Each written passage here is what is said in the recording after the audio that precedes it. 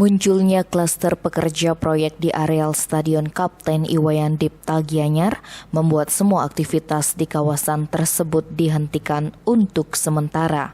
Seperti halnya yang disampaikan Sekretaris Daerah Kabupaten Gianyar, Imade Gede Wisnu Wijaya yang dikonfirmasi Senin 21 Juni, atas temuan kasus COVID-19 itu, ia sejatinya heran dan bingung. Sebab menurutnya pengerjaan proyek di area Stadion Dipta telah menerapkan protokol kesehatan yang ketat. Para pekerja secara rutin mengikuti rapid test antigen. Ia menegaskan jika pekerja wajib mengantongi hasil rapid test antigen non-reaktif. Selain itu, para pekerja tidak melakukan aktivitas di luar lokasi proyek karena segala kebutuhan telah disediakan, termasuk keperluan makan dan minum.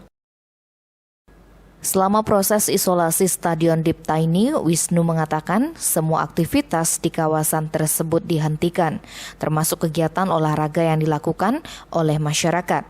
Hanya saja pihaknya belum bisa memastikan berapa lama aktivitas proyek ini dihentikan, sebab pihaknya masih menunggu tes massal terhadap para pekerja yang dilakukan Selasa 22 Juni 2021.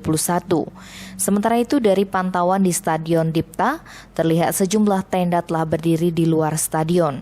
Tenda tersebut akan digunakan untuk tempat para petugas melakukan pengawasan aktivitas selama stadion diisolasi. Tim Bali Express melaporkan.